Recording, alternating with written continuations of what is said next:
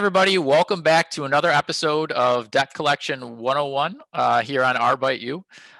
Today we are going to be talking about KPIs and what KPIs debt collection agencies use, what they should focus on, and we are joined by two experts on KPIs. We have Jimmy Chebat with ZiZo Technologies, CEO, co-founder, and gamification platform. So what better place to learn about KPIs than from Jimmy? And we have Brian LeClerc with Marcam Associates, who is the collections manager there. So Brian's using KPIs every day, all day for the agency that he's running. So yeah, thank you both so much for joining us. Appreciate it. But if you want to give everybody watching kind of a little intro, Brian, you want to go first? Just anyone watching maybe doesn't know who you are. Just, yeah, give them a little input. Absolutely. So, yeah, my name is Brian. I'm working for Marcam. I've been with the company for just over 3 years. Really just love what I'm doing, especially, being able to lead a staff through some of the craziest times that we've had. It's just definitely been actually pretty rewarding. So I'm excited to be here and be part of this. Thanks so much for joining us. And Jimmy? Wonderful. Thanks, Alex. I appreciate you having me on as a guest. My name is Jimmy Chebat, founder, CEO of ZiZo Technologies. We are a gamification platform. I actually have my background in this platform started off from my experience in the accounts receivable space. I owned and operated a call center in the collection space for 13 years. Wound up selling my operations so I can focus on this technology, and KPIs was a big part of how I ran my operations and how we actually run this platform. So I'm excited to share my experience and my thoughts on this topic today. Awesome. Thanks so much. Appreciate you being here, both of you again. So we'll get right into it. So smile and dial. We've all heard it. I used to be a collector, and right when I think that was the only thing that I have, phone calls, call. That was it. So I guess first thing is, what are, I'm sure that might be one of them, but what are the most important KPIs that agencies should be tracking today? Well, it's funny that you said that, because when I first started, that's how it was here.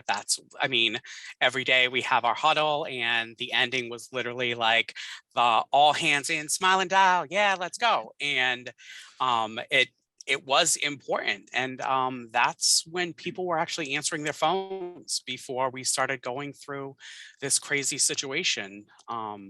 And now I think it's important to still focus on your calls, but we've, segmented it down a lot into your outbound versus inbound and your responsible party contacts.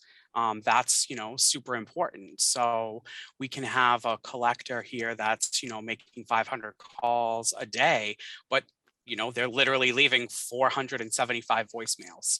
And we can have, another collector who's making 300 calls a day, but, they have taken an insurpassable amount of payments versus the other collector. So, it's all about those contacts and what we're doing with them when it comes to calls. So it's not something we've necessarily forgotten. It's just, putting a bit of a different focus on the types of calls that we're making. So I think that's, still out there, but that phrase just kills me. The first time I heard it, I was just like, what do you even mean? They can't see me. But yeah, it makes sense, I know one thing that we have focused our shift on too recently is our employee satisfaction. How happy are our employees here with us? Like, that's not necessarily a KPI you can track with, a metric and a reporting and pulling this and that, but it's just definitely something out there that needs to be top focus. And one of the ways that we're doing that is with employee surveys, making sure that they're happy, having them be anonymous to, say, HR, about me, the company in general. That's something that we really, really need to focus on to work on that company retention. But, of course, it's all about the dollar when you come down to it too. So just finding some creative ways to come up with how to track, what to track, looking at last year versus this year. It's hard to, put an average on where you are when last year was a whole different ball game, and now we're starting to come back and recover from that. So, looking at those areas too. Yeah, I mean, from my perspective, I mean, KPIs, again, that was my expertise in what we do currently with our clients when we're onboarding a new customer. And what we did originally when I was back and I started, getting very involved in operations is what I call reverse engineering your primary metric, okay, which most businesses, it's all about the bottom line. It's about net profit. And so when you work backwards from there, profits made from is just a combination of revenues minus expenses. So if we just focused on revenues, most collection agencies, all their primary KPI is for each agent is what is your end of goal quota, right? That's the primary metric. What are you finishing? Whether it's cash or fee, that's what most compensation plans, bonus plans are based off of, is that one particular number is the end of month goal. And you combine everybody's individual goals to get the cumulative office goal, and that's kind of your primary KPI. But we drilled down even deeper because a lot of things lead to a successful monthly quota, and some of it's behavioral.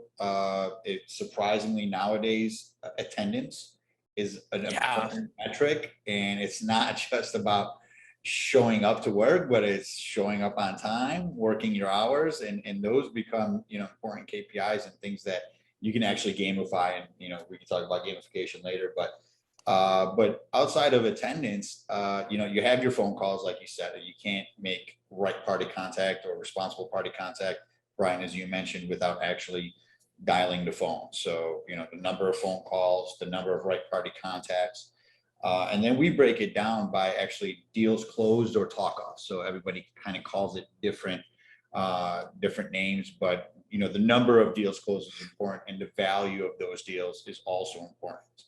And then we went even further. We drilled down into the value of each individual deal, and we broke it up into categories, because we know when you're dealing with consumers, what we were used to able to call debtors, but now they're consumers, is that their promises are just as good as what it is. It's just a promise. So the closer to real time or to today you can get the payment, the more feasible, the less likely it is to default. So green money, I'm sure you've heard the term, Brian, is deals that were closed today that the money was actually taken today. Red is another color that some people use for post dates for the current month.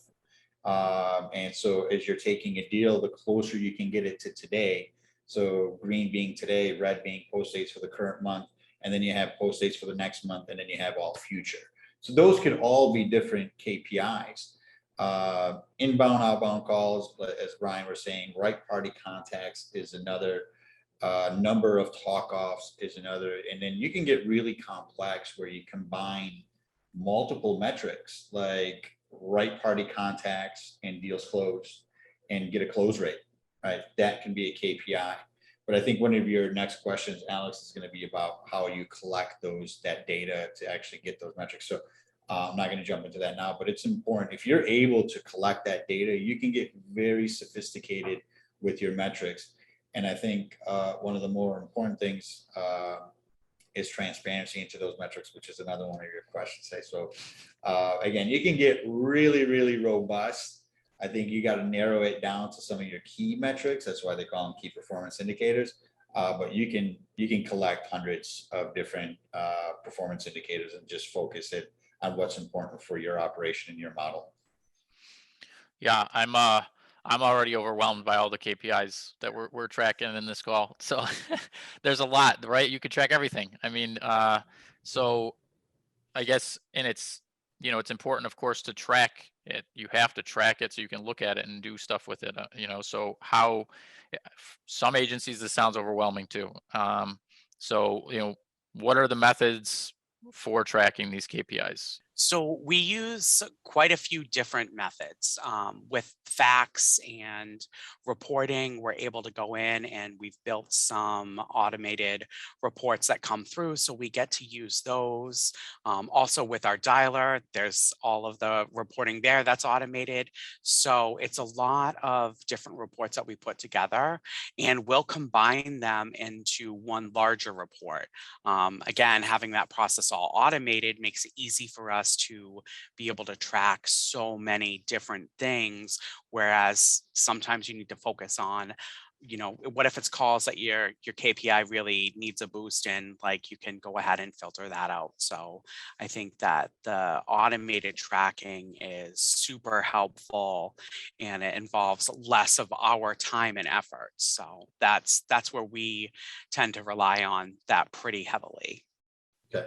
So tracking the KPIs is probably one of the most critical things because, I mean, they're useless if you're not actually tracking them. And, for us, it's about getting that information as close to real time as possible so you can be more proactive with the data as opposed to being reactive a month down the line or a week down the line. So with our platform, with ZiZo, I mean, that is what we do. We gamify KPIs. And so for us, instead of having to go into multiple system, extract reports, we attempt to integrate with multiple systems. So like your phone system, your collection software, your time and attendance, your dialer campaign. So any systems of record that you're using to operate your business, we can integrate with if there's capabilities and then get that data in as close to real time as possible and build and develop those dashboards. That's our solution. I know that in the past, a lot of collection agencies we've worked with,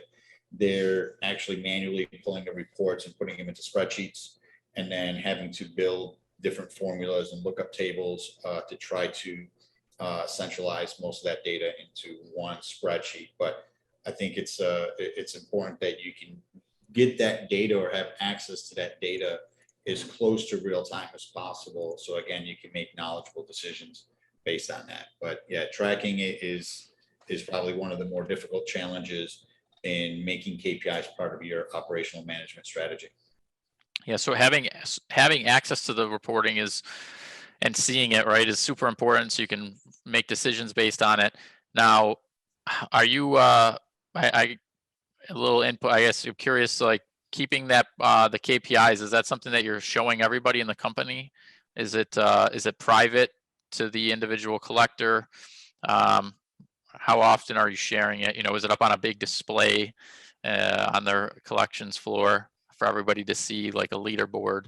What are your guys' takes on that? So we believe in being 100% transparent with our collection staff. So we certainly share all of these KPIs and metrics with them on a regular basis. We have morning huddles. So we're always talking about numbers and what we did as far as actual money that we take in. So keeping them in the loop for that is really important. And I think it helps unify the team and make them feel like we're all together, where, most of us are all working from home. So we don't have that sense of being able to run around the collections floor and, high-fiving people. So making sure that they're aware of where we are is pretty important. And, where, Jimmy was saying about the gamification, like we like to have a lot of that here too. We just do it on a smaller scale.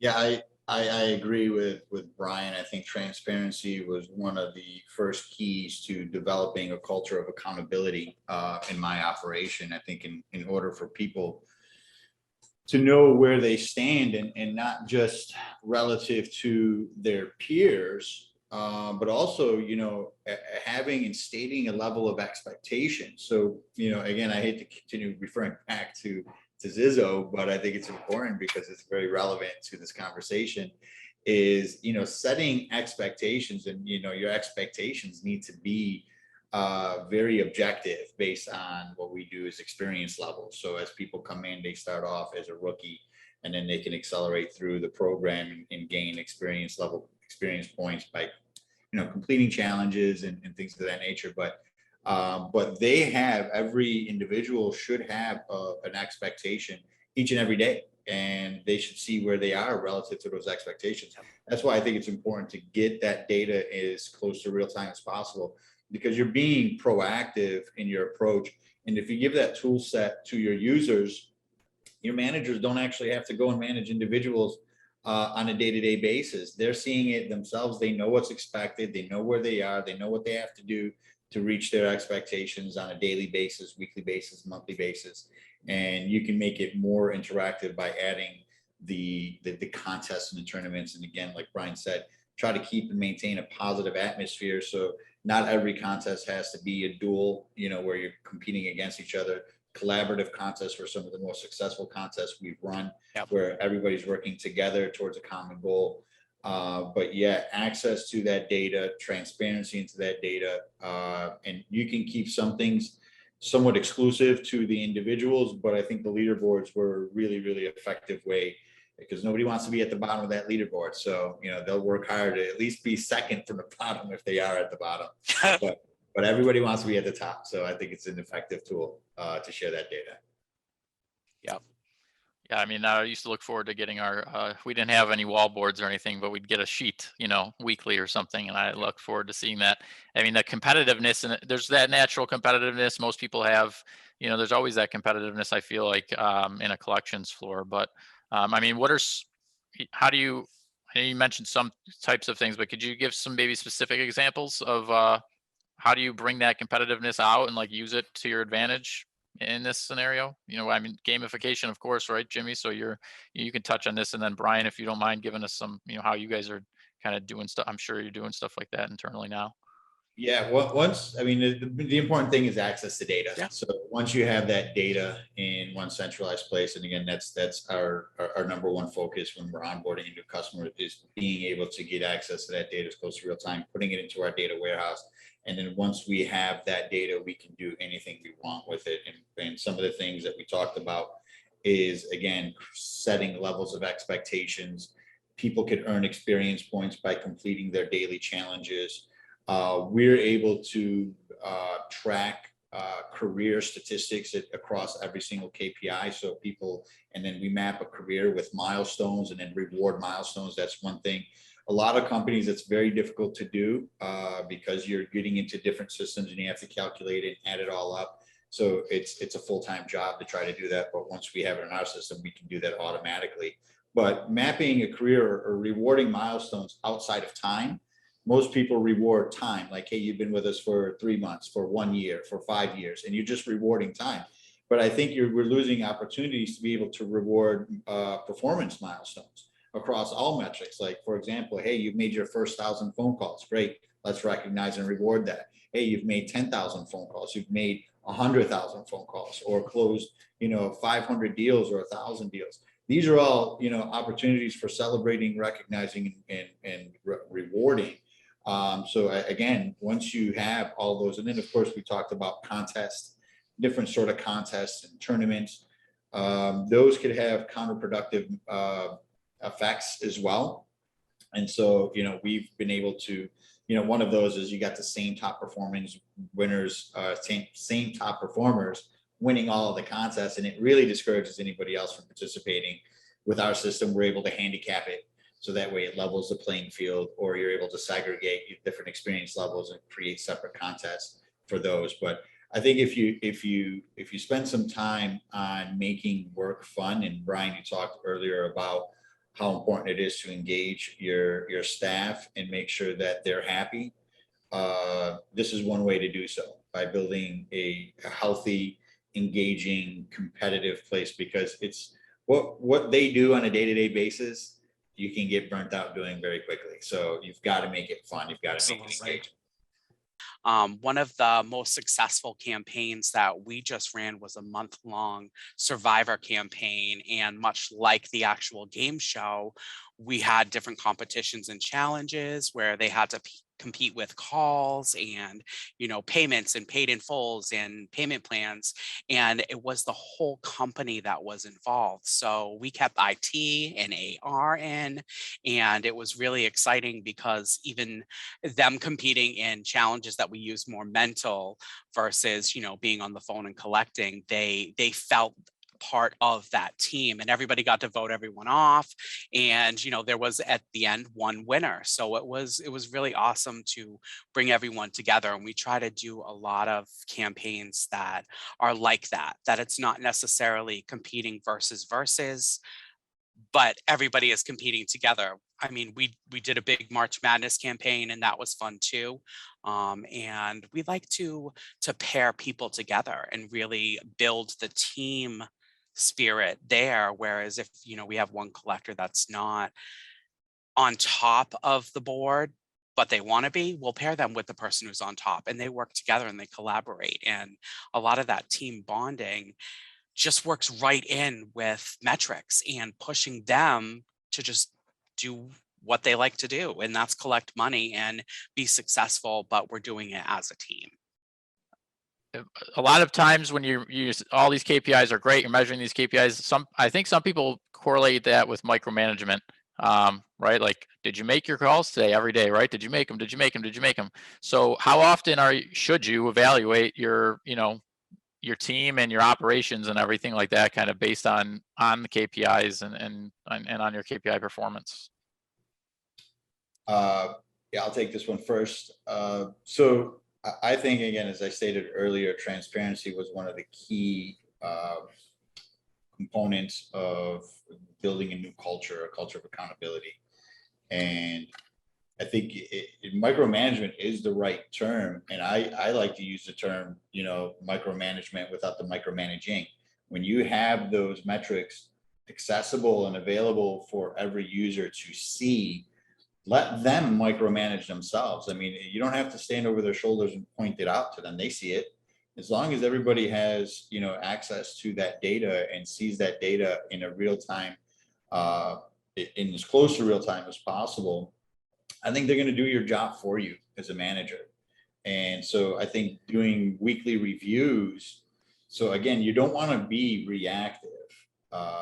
You want to be more proactive. So if your primary metric is about a monthly goal, then having them access to it every single day, doing a weekly review specifically for the people who are underperforming, and then the people who are performing at expectation or above, I think a good pat on the back and recognition that, hey, you guys are doing a great job. Keep going, keep up the good work. You're going to hit your goal, and you're going to get a bigger bonus if you keep doing better. But I don't think it's over managing if they're doing it on their own. So, and I think being more proactive is going to result in better performance for the organization, which, if your model is based on, a trickle down effect where the better the business does, the better the opportunities are for your employees, then everybody benefits for doing better. I think it's really important that, you're just monitoring everything on a daily basis. But when it comes to making changes, you definitely have to give enough time to evaluate if your strategy is really working. When we build campaigns for calls, per se, and decide which ones we're going to call, we don't just try something once on Monday, because we know that Monday is different than Tuesday, which is different than Wednesday, and different from Thursday and Friday even.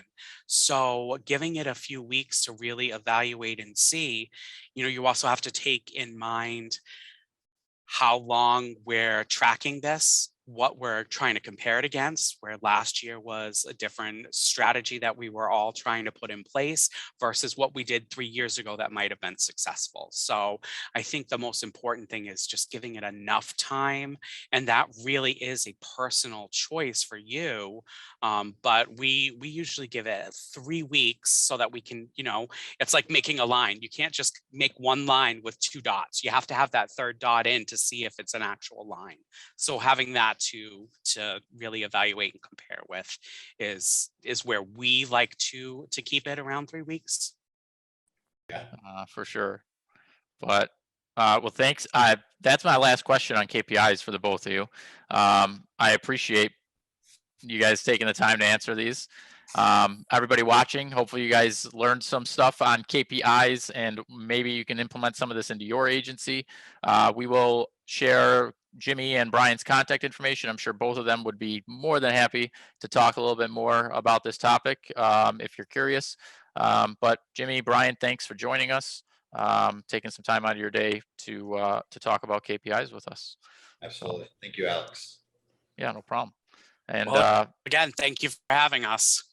yeah, no problem. Thanks for joining. And for everybody watching, thanks so much. We will see you next time.